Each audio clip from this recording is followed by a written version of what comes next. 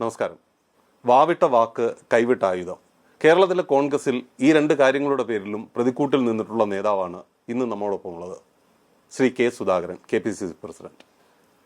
ഏതാണ്ട് 1995 മുതൽ നീണ്ട വലിയൊരു നിയമയുദ്ധം, അതിൻ്റെ അന്തിമ വിജയമായി ഇന്നലെ ഉണ്ടായ ഹൈക്കോടതി വിധിയെ അങ്ങ് കാണുന്നുണ്ടോ?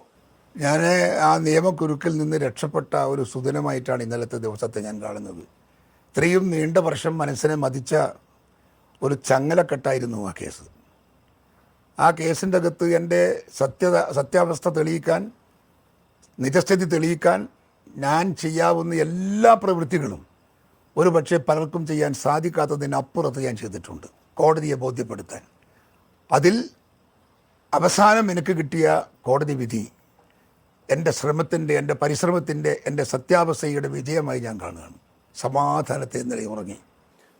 ആ കേസുമായി ബന്ധപ്പെട്ട് വലിയ ദുരൂഹതകളുണ്ട്. അങ്ങ് എങ്ങനെ സമർത്ഥിക്കുന്നു അങ്ങയുടെ നിരപരാധിത്വം? എനിക്ക് അങ്ങനെ ഒരു കേസ് EP ജയരാജനെ എനിക്ക് എന്ത് കാര്യത്തിന് അദ്ദേഹത്തെ, ഞാൻ CPM നേതാക്കന്മാരെ ആരെയും കൊല്ലാനൊന്നും ഞാൻ പോയിട്ടില്ല ഇതുവരെ. കൊലയും എൻ്റെ ലക്ഷ്യവുമല്ല. ഞങ്ങൾ ഇങ്ങോട്ട് തിരിച്ചു കൊല്ലാൻ വന്നപ്പോൾ തിരിച്ചടിച്ചിട്ടുണ്ട് ഞങ്ങൾ, അത് ശരിയാണ്. അതല്ലാതെ ഞങ്ങളാരെയും ടാർഗറ്റ് വെച്ച് ആക്രമിക്കാനൊന്നും ഒരിക്കലും പോയിട്ടില്ല, പോകാൻ ആരെയും അനുവദിച്ചിട്ടില്ല. അങ്ങനെയെങ്കിൽ അവിടെ EP ജയരാജനെയൊന്നും അല്ല വധിക്കേണ്ടത്. അവിടെ നിരവധി പേരെ കൊന്നൊടുക്കിയ CPM നേതാക്കന്മാരുണ്ട്, കോൺഗ്രസ്സുകാരെയും മറ്റ് രാഷ്ട്രീയ പാർട്ടിക്കാരെയും ഒക്കെ കൊന്നൊടുക്കിയ നേതാക്കന്മാർ അവിടെയുണ്ട്.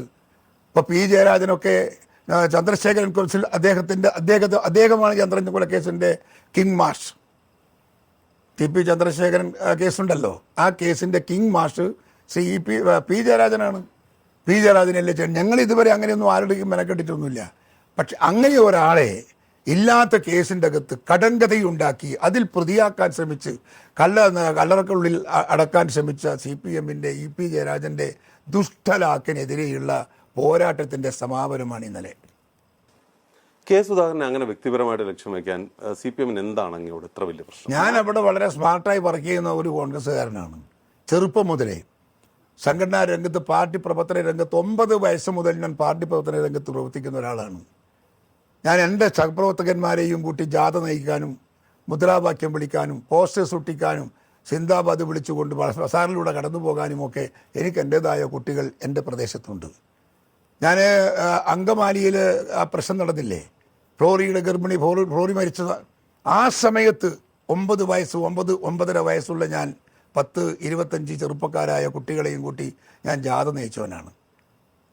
അങ്ങ് തെക്കൊരു ദേശത്ത് അലമാലകളുടെ തീരത്ത് ഫ്ലോറി എന്നൊരു ഗർഭിണിയെ ചുട്ടുകരിച്ചൊരു ഘാതകരെ, ഇക്കൊടിയാണേ കട്ടായം, ഈ പിള്ളേരൊന്ന് വളർന്നോട്ടെ, പകരം ഞങ്ങൾ ചോദിക്കും, ഈ മുദ്രാവാക്യവും വിളിച്ച് ജാഥ പോയവനാണ് 9-9.5 വയസ്സിൽ. എൻ്റെ അച്ഛൻ രാഷ്ട്രീയത്തിൽ അവിടുത്തെ പ്രാദേശിക നേതാവാണ്, എൻ്റെ കുടുംബം കോൺഗ്രസ്സാണ്, എൻ്റെ പ്രദേശത്ത് കോൺഗ്രസ്സുകാരാണ് കൂടുതൽ. സ്വാഭാവികമായി ആ സംസ്കാരത്തിൻ്റെ ഭാഗമായിട്ട് ഞാൻ വളരുമെന്ന് ഞാൻ പറയേണ്ടതില്ലല്ലോ. ഞാനതായി വളർന്നിരിക്കുന്നു. അതുകൊണ്ട് എന്നെ തടുക്കണം. ഞാൻ നടന്നു പോകുമ്പോൾ ട്രൗസർ ഇട്ട് ഞാൻ ബീഡി കമ്പനിക്ക് മുമ്പിലിട്ട് പോകുമ്പോൾ നിങ്ങൾ ഈ പറഞ്ഞ വാക്ക് CPMകാർ പറഞ്ഞിട്ടുണ്ട്, ഇവനെ വിടാൻ പറ്റൂല, ഇവനെ വിട്ടാലും നമ്മളെ ജീവിക്കാൻ അനുവദിക്കൂല എന്ന് എൻ്റെ മുഖത്ത് നോക്കി പറഞ്ഞവരുണ്ട്. നിങ്ങൾ പറഞ്ഞത് വളരെ യാഥാർത്ഥ്യ. അന്ന് മുതൽ അവരെന്നെ ഭയപ്പെടുന്നു. ഇവൻ വളർന്നാലെന്താ, ഇവൻ വലുതായാലെന്താ, അന്ന് മുതൽ എന്നെ ഒതുക്കാനും എന്നെ അമർക്കാനും ശ്രമിക്കുന്ന ഒരു രാഷ്ട്രീയ പ്രവർത്തന ശൈലി CPM കേരളത്തിൽ എവിടെയെങ്കിലും എടുത്തിട്ടുണ്ടെങ്കിൽ അതെൻ്റെ പ്രദേശത്താണെന്ന് എനിക്ക് ഉറപ്പിച്ച് പറയാൻ പറ്റും.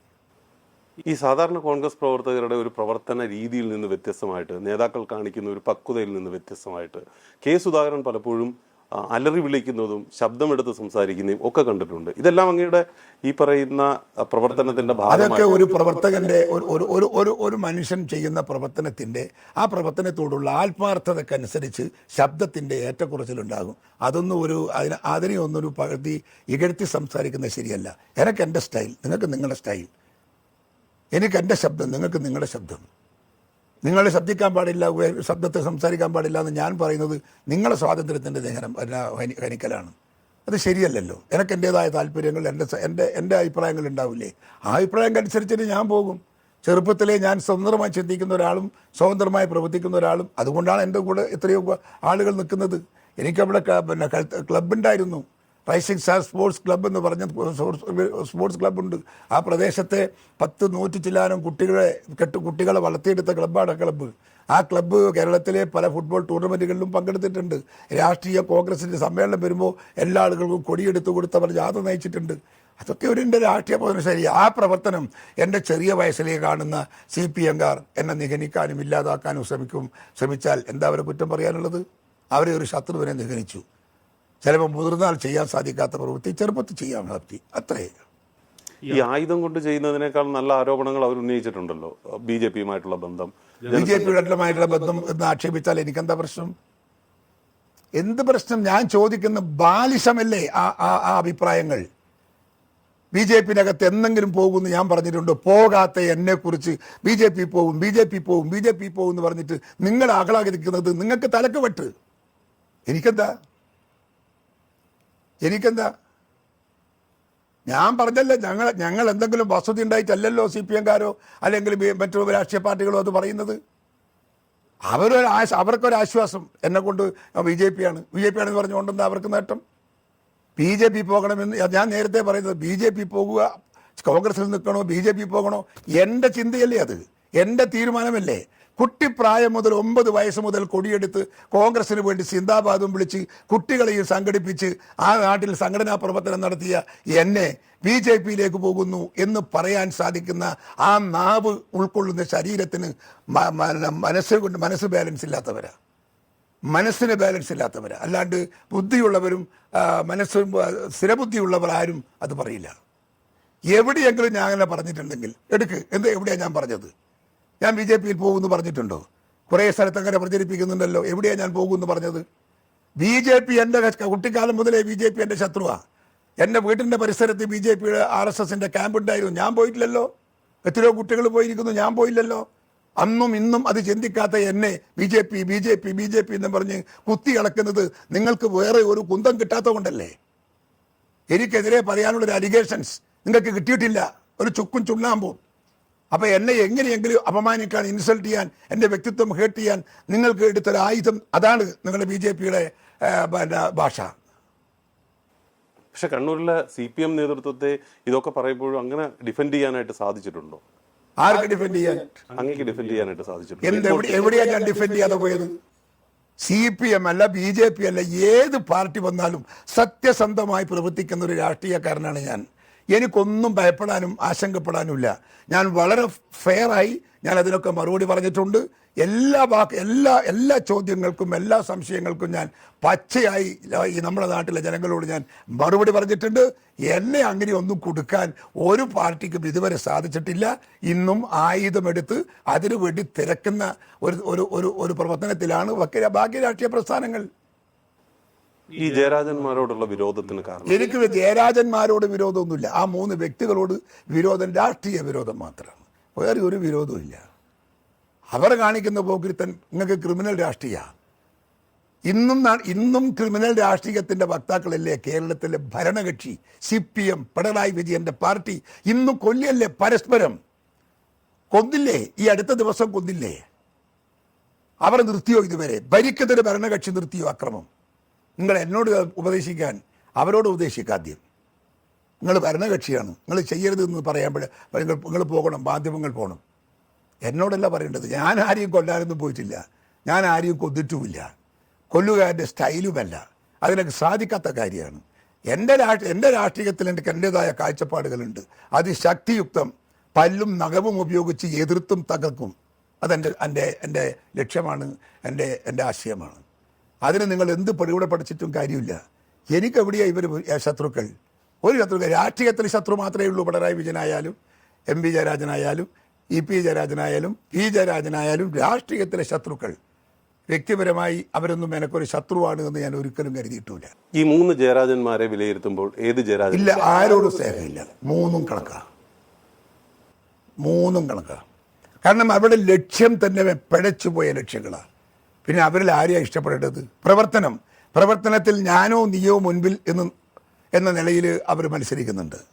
P ജയരാജൻ 1 കൊല്ലുമ്പോൾ 2 കൊല്ലാൻ നോക്കും EP ജയരാജൻ. EP ജയരാജൻ 1 കൊല്ലുമ്പോൾ 2 കൊല്ലാൻ നോക്കും P ജയരാജൻ. അങ്ങനെയാണ് അവിടെ. അതുകൊണ്ട് അവരിൽ ആരും രാഷ്ട്രീയ പ്രവർത്തനത്തിന് കൊള്ളാവുന്ന സമചിത്തതയുള്ള രാഷ്ട്രീയ നേതാക്കന്മാരല്ല അവർ. അവർ അക്രമത്തിൻ്റെ ചിന്തയിൽ അക്രമത്തിലൂടെ പ്രസ്ഥാനത്തെ വളർത്തിയെടുക്കാൻ ശ്രമിക്കുന്ന അക്രമ രാഷ്ട്രീയത്തിൻ്റെ വക്താക്കളാണ് ഈ നേതാക്കന്മാരെല്ലാം. അതിന് ഞാൻ അവരെയും കുറ്റം മാത്രം പറയുന്നില്ല. അവരെ പഠിപ്പിച്ച മുതിർന്ന നേതാക്കന്മാരുണ്ട്. എ കെ ഗോപാലനടക്കമുണ്ട്. എ കെ ഗോപാലൻ്റെ ജന്മനാട് പിണറായി എൻ്റെ നിയോജക മണ്ഡലത്തിലാണ്. അവിടെ ഒരൊറ്റ കോൺഗ്രസ് പ്രവർത്തകൻ്റെ വീട്ടിലെ തെങ്ങിൻ്റെ മേലെ ഒരു മച്ചിങ്ങ പറിക്കാനുണ്ടാവില്ല. എല്ലാം പറച്ച് തറച്ച് വേറി പുഴയിലിട്ട് ചാടിച്ച എ കെ ഗോപാലനാണ്. എ കെ ഗോപാലിൻ്റെ കാലഘട്ടത്തിൽ അദ്ദേഹത്തിൻ്റെ നേതൃത്വത്തിലാണ് നടന്നത്. ആ മമ്പറം പുഴയിലൂടെ ഈ തെങ്ങിൻ്റെ മണ്ട ഇങ്ങനെ ഒഴുകിപ്പോകുന്ന രംഗം മനോരമ, മാതൃഭൂമി മുഴുവൻ പത്രത്തിൻ്റെയും ഫ്രണ്ട് പേജിൽ സംസ്ഥാന തലത്തിൽ ഉടനീളം ആ വാർത്ത പ്രസിദ്ധീകരിച്ചതും ആ പത്രവാർത്ത ഇന്നും എൻ്റെ മനസ്സിൻ്റെ അകത്ത് ജീവിക്കുന്നുണ്ട്. കോൺഗ്രസ് ആയിപ്പോയി എന്നതുകൊണ്ട് മാത്രം അവരുടെ തെങ്ങിൻ്റെ മണ്ട കൊത്തിത്തറച്ച് തകർത്ത് നിക്ഷിപ്തമാക്കി. എ കെ ഗോപാലനാരാ നേതാവ്, സീനിയർ നേതാവ്, പാർലമെൻറ്റിൽ പ്രതിപക്ഷ നേതാവ്, പണ്ഡിറ്റ് ജവഹർലാൽ നെഹ്റുവിൻ്റെ ഔദാര്യം കൊണ്ട് പ്രതിപക്ഷ നേതാവായ നേതാവ് കമ്മ്യൂണിസ്റ്റുകാരനാണ് എ കെ ഗോപാലൻ. എന്നിട്ടും ആ എ കെ ഗോപാലൻ പോലും അക്രമത്തെ പ്രോത്സാഹിപ്പിച്ച നേതാവാണ് എന്ന് പറയുമ്പം അതിൻ്റെ താഴെ നിൽക്കുന്ന ഇവരൊക്കെ പിന്നെ അവരെ കുറ്റപ്പെടുത്തിയിട്ട് കാര്യമുണ്ടോ? ഇതിന് പ്രതിരോധം ഉണ്ടാക്കാനാണല്ലോ കഴിഞ്ഞ 3 വർഷത്തിന് മുമ്പ് അങ്ങ് KPCC അധ്യക്ഷ സ്ഥാനം ഏറ്റെടുത്തത്. എന്തുണ്ടാക്കാൻ? ഈ പറയുന്ന CPM അടക്കമുള്ള ഇടതുപക്ഷ പ്രസ്ഥാനങ്ങൾക്ക് കേരളത്തിൽ വ്യക്തമായിട്ടുള്ള പ്രതിരോധം സൃഷ്ടിക്കാനാണ് അങ്ങ് KPCC അധ്യക്ഷ സ്ഥാനം ഏറ്റെടുത്തത്. ഇപ്പം ഞങ്ങൾ പ്രതിരോധത്തിലൊന്നും കുറവൊന്നുമല്ല. ഞങ്ങളെ ഒരു ചുക്കും ചെയ്യാൻ CPM-കാർക്ക് സാധിക്കില്ല. പ്രതിരോധം എന്ന് പറഞ്ഞാൽ നിങ്ങൾ മനസ്സിലാക്കുന്നത് CPM-കാരെ എല്ലാം വെട്ടിക്കൊന്നു പോകണമെന്നാണോ? അങ്ങനെയാണോ? ഞങ്ങൾ സംഘടനാ കരുത്തുകൊണ്ട് പ്രതിരോധിക്കുകയാണ്. ഞങ്ങൾ അക്രമത്തിൻ്റെ വക്താക്കളല്ല. ഞങ്ങൾ തിരിച്ചടിച്ചാൽ തിരിച്ചങ്ങോട്ട് അടിക്കാൻ പോകുന്നത് വളരെ അപൂർവമാണ്. ഞങ്ങളെ എത്ര പേരെ കൊന്നു? ഞങ്ങൾ ഏത് CPM-കാരെ കൊന്നു? നിങ്ങൾ പി ജയരാജനെ കുറിച്ച് ചോദിച്ചു. പി ജയരാജനല്ലേ എൻ്റെ പ്രിയപ്പെട്ട കൊച്ചനുജൻ ഷുഹൈബിനെ കൊല്ലാൻ ആളുകളെ അയച്ചതും ചെയ്തതും ഒക്കെ അവൻ്റെ വീട്ടിലാണല്ലോ അവർക്ക് അന്ന് സംരക്ഷണം കൊടുത്തത്, സുരക്ഷിതത്വം കൊടുത്തത്. അദ്ദേഹത്തിൻ്റെ നേതൃത്വത്തിലേ കൊല നടന്നത്. എല്ലാവരും CPM നേതാക്കന്മാരുടെ നേതൃത്വത്തിൽ, ഒട്ടുമിക്ക നേതാക്കന്മാരുടെ നേതൃത്വത്തിലും പല കോൺഗ്രസ്സുകാരെയും പല മറ്റ് രാഷ്ട്രീയ പാർട്ടി പ്രവർത്തകരെയും കൊന്നിട്ടുണ്ട്. പക്ഷേ കോൺഗ്രസിൻ്റെ പ്രവർത്തകനാണ് ഞാൻ ആരെ കൊന്നു എന്ന് പറയണം, ആരാ കൊലയാളി എന്ന് പറയണം, ആരാണ് അക്രമ രാഷ്ട്രീയത്തിൻ്റെ വക്താക്കളെന്ന് നിങ്ങൾ പറയണം. ഈ ലോകത്തോട് പറയേണ്ടവർ നിങ്ങളാ, മാധ്യമത്തിൻ്റെ ആളുകൾ. എന്നെ വിലയിരുത്ത്, എന്നിട്ട് പറയണം കെ സുധാകരൻ അക്രമത്തിൻ്റെ ആളല്ല, അക്രമത്തിൻ്റെ ആൾ ഇവരാണ് എന്ന് ചൂണ്ടിക്കാണിക്കേണ്ട ധാർമ്മികത പത്രമാധ്യമങ്ങൾക്കുണ്ട്. അത് ചുമതലയിൽ നിങ്ങൾ നിറവേറ്റണമെന്നാണ് എനിക്ക് നിങ്ങളോട് പറയാനുള്ളത്. ഈ 3 വർഷത്തിനുള്ളിൽ പാർട്ടി കേഡറാവും എന്നൊക്കെ പറഞ്ഞിട്ടാണ് അങ്ങ് വന്നത്. ഈ പ്രതിരോധത്തിന്റെ ഭാഗമായി അതിൽ നിങ്ങൾ ബേജാറൊന്നും ആവണ്ട. ഒരു സംഘടന, ഒരു പാർട്ടിയുടെ അകത്ത് ഒരു പാർട്ടി ഒരു തീരുമാനമെടുത്താൽ പറയുന്ന ദിവസം കൊണ്ട് തീർക്കണമെന്നൊന്നുമില്ല, തീർക്കാൻ പറ്റണമെന്നൊന്നുമില്ല. അതൊരു സംഘടനാ പ്രവർത്തന ശൈലിയെക്കുറിച്ച് സംസാരിക്കുമ്പോൾ പറഞ്ഞതാണ്. അത് ഇപ്പോഴും പെൻഡിങ് ആണ്, അത് ഇപ്പോഴും തുടങ്ങാൻ പോകുന്നുണ്ട്. അത് ഞങ്ങൾ ചെയ്തോളൂ. അതിലൊന്നും നിങ്ങൾ വേദാറാവേണ്ട കാര്യമില്ല. എന്തെങ്കിലും വിമർശിക്കാൻ ഒരു പഴുതു നോക്കി നടക്കുന്ന കണ്ണുകൊണ്ട് നോക്കുമ്പോൾ കിട്ടുന്നതായി ഈ കാഴ്ചപ്പാട്. അട്ടക്കണ്ണെന്ന് പറഞ്ഞാൽ മനസ്സിലായിനോ? അട്ട എന്ന് പറഞ്ഞാൽ അട്ടേൻ്റെ കണ്ണിൻ്റെ മുമ്പിൽ കാണാത്തതൊന്നുമില്ല. ആ അട്ടക്കണ്ണുകൊണ്ട് നോക്കുമ്പം കിട്ടിയതായി ഇത്. ഇങ്ങക്കിപ്പോൾ കിട്ടിയത് വേറെ ഒന്നും കിട്ടിയിട്ടില്ല. ഇങ്ങക്ക് എൻ്റെ കയ്യൊന്നും. ഈ ഇത്രയും ഇത് കഴിയുമ്പോഴും ഇപ്പോൾ തെരഞ്ഞെടുപ്പ് കഴിയാൻ പോകുന്നു, ഇപ്പോൾ ലോക്സഭാ തെരഞ്ഞെടുപ്പ് കഴിയാൻ പോകുന്നു, ആ ഘട്ടത്തിലും സംഘടനാപരമായിട്ട് കോൺഗ്രസിനുള്ള പഴുതുകൾ അല്ലെങ്കിൽ കുറവുകൾ ഇതൊന്നും അങ്ങ് കാണുന്നില്ല? ഞാൻ കാണുന്നുണ്ട്. ആ കാണുന്നതിനൊക്കെ റെക്ടിഫിക്കേഷൻ ഞാൻ കഴിയുന്നത് പരമാവധി ചെയ്യുന്നുണ്ട്. പിന്നെ കോൺഗ്രസിനെ പോലത്തെ ഒരു പാർട്ടിക്കകത്ത് ഒറ്റയടിക്ക് എല്ലാം ഒരടിക്ക് അങ്ങ് നിരപ്പാക്കി ലെവലാക്കി എടുക്കാൻ, കോൺക്രീറ്റ് ബിൽഡിംഗ് കെട്ടാനൊന്നും കഴിയില്ല. അതിൻ്റെ അകത്ത് ഒരുപാട് കലാപം നടക്കുന്ന പാർട്ടിയാണ്, ഒരുപാട് അഭിപ്രായ വ്യത്യാസങ്ങളുള്ള പാർട്ടിയാണ്. സമന്വയത്തിലെ കോൺഗ്രസിൻ്റെ അകത്ത് എന്ത് തീരുമാനവും ഇംപ്ലിമെൻറ്റ് ചെയ്യാൻ സാധിക്കും. അത് പക്വതയിലേ നടക്കുള്ളൂ. അത് നടക്കും. ഒരു ദിവസം വരും. നിങ്ങൾക്ക് CUC ഞങ്ങളത് വരാൻ പോവാണ്. അതിൻ്റെ മീറ്റിംഗ് അടുത്ത ആഴ്ചയ്ക്ക് വെച്ചിട്ടുണ്ട്. അത് വരാൻ പോകുന്നു പറഞ്ഞാൽ മറ്റന്നാൾ വരും എന്നല്ല അതിൻ്റെ അർത്ഥം. അതിൻ്റേതായ സമയമെടുക്കും. ആ സമയമെടുക്കുമ്പം ഓട്ടോമാറ്റിക്കലായിട്ട് ആ പാർട്ടി കേഡറാവും. നമുക്ക് നോക്കാം. ഏതായാലും ഇത്രയും കാലം കൊണ്ട് കേഡർ എന്ന് പറഞ്ഞിട്ട് CPM-നെ പോലത്തെ കമ്മ്യൂണിസ്റ്റ് പാർട്ടി യഥാർത്ഥ കേഡർ പാർട്ടിയായോ? അവർ കൊലയാളി പാർട്ടി എന്ന് പറഞ്ഞാൽ അവർ ദേ ഡിസർവ് ഇറ്റ്. ആ പേര് അവർക്ക് അർഹതപ്പെട്ടത്. അവരെന്ത് കേഡർ പാർട്ടിക്ക് ആളുകളെ കൊല്ലല്ല പണി. കേഡർ പാർട്ടിക്ക് പരസ്പര നേതാക്കന്മാരെ വെല്ലുവിളിക്കലാണ് പണി. കേരളത്തിലെ കോൺഗ്രസിന്റെ നേതൃനിരയിൽ ഇനിയിപ്പം ലോക്സഭാ തെരഞ്ഞെടുപ്പിന് റിസൾട്ട് വരാൻ കൂടി പോവുക, അങ്ങ് തുടരും? ഒരു ടേം, അടുത്ത ടേമും കൂടി പാർട്ടി അനുവദിച്ചാൽ തുടരും. ഞാനല്ലല്ലോ അതൊന്നും തീരുമാനിക്കേണ്ടയാള്. അതെൻ്റെ പാർട്ടിയുടെ കേന്ദ്ര നേതൃത്വം തീരുമാനിക്കേണ്ടത്. അവരെന്ത് പറയുന്നു അത് അനുസരിച്ച് ഞാൻ മുൻപോട്ട് പോകും. ഈ 3 വർഷത്തെ അതിനൊന്ന് ബാർഗൈൻ ചെയ്യാൻ പോലും ഞാൻ പോകില്ല. ഈ 3 വർഷത്തെ പ്രവർത്തന ടേം അതിനെ എങ്ങനെ കാണുന്നു? നല്ല പ്രവർത്തനമായിരുന്നു അത്. പിന്നെ CPM-ൻ്റെ ഒക്കെ ഈ മാധ്യമങ്ങളും പത്രമാധ്യമങ്ങളും പ്രസംഗങ്ങളും ഒക്കെ കുറേ എന്നെ താഴ്ത്തിക്കെട്ടാൻ ശ്രമിച്ചിട്ടുണ്ട്. പക്ഷേ ഞാൻ അവസാനം ഇലക്ഷൻ്റെ മുമ്പിൽ ഒരു ലഘുലേഖ സമർപ്പിച്ചിട്ടുണ്ട്. ആ ലഘുലേഖൻ്റെ കോപ്പി എടുത്ത് നിങ്ങളൊന്ന് വായിച്ചു നോക്കിയാൽ എൻ്റെ പ്രവർത്തനം എങ്ങനെയായിരുന്നു എന്ന് നിങ്ങൾക്ക് കാണാം. ശ്രീമതി ടീച്ചർ പോലും പ്രവൃത്തി പൂർത്തിയാക്കാത്ത പ്രവർത്തനം ഞാൻ ഏറ്റെടുത്ത് നടത്തി വിജയിപ്പിച്ചിട്ടുണ്ട്. എത്രയോ 100,000 ചെറിയ കുട്ടികൾക്ക്, ഹാൻഡിക്യാപ്ഡ് കുട്ടികൾക്ക് ജനങ്ങൾ കൊടുത്തിട്ടുണ്ട്. സ്കൂളുകളിൽ എത്രയോ പാവപ്പെട്ട കുട്ടികൾ പഠിക്കുന്ന സ്കൂളുകളിൽ ഞാൻ ആംബുലൻസും വാനും കൊടുത്തിട്ടുണ്ട്. ഞാൻ അവിടെ റോഡിൻ്റെയും റെയിലിൻ്റെയും പ്രവർത്തനത്തിൽ ഞാൻ മുമ്പിൽ നിന്നിട്ടുണ്ട്. എയർപോർട്ടിനെ കാറ്റഗറി മാറ്റിയെടുക്കാനുള്ള ശ്രമം പരമാവധി മന്ത്രിയുമായി ഞാൻ തർക്കിച്ച് ചെയ്തിട്ടുണ്ട്. അതെല്ലാം റെക്കോർഡുണ്ട്. വെറുതെ സുധാകരൻ്റെ വീമ്പിളക്കലല്ല, റെക്കോർഡുണ്ട്. ആ റെക്കോർഡ് വെച്ച് സംസാരിക്കണമെങ്കിൽ അടുത്ത ദിവസം എന്നെ വിളിച്ചോ, വി ക്യാൻ ടോക്ക്. ഇത്തവണ ഏതെങ്കിലും മണ്ഡലത്തിൽ BJP-യുമായിട്ട് ഒരു കോംപ്രമൈസ് ഉണ്ടായിരുന്നു? BJP-യുമായിട്ട് കോംപ്രമൈസോ? ആരും ഞങ്ങളോ? ഞങ്ങൾക്കാവുന്ന ഞങ്ങളുടെ തലയിൽ പോലും അങ്ങനെ ഒരു ചിന്തയില്ല.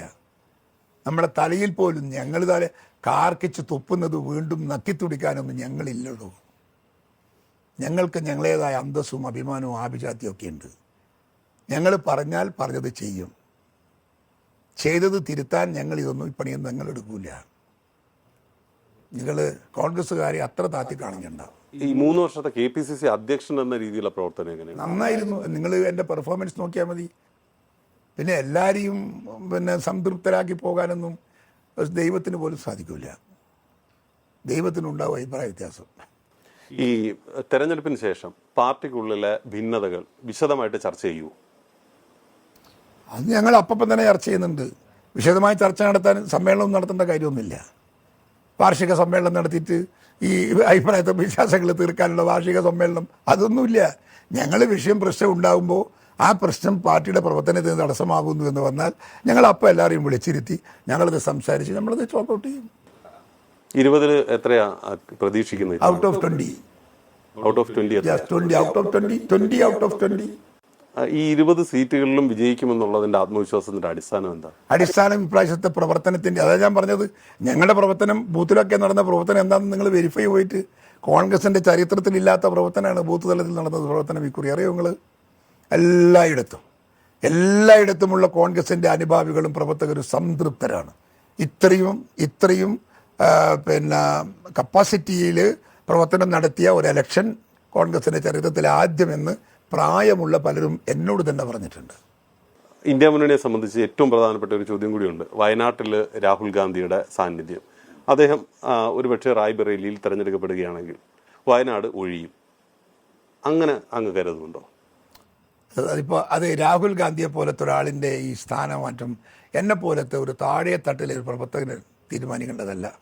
അത് പാർട്ടിയുടെ ഉന്നത ഹൈക്കമാൻഡ് തീരുമാനിക്കേണ്ടതാണ്.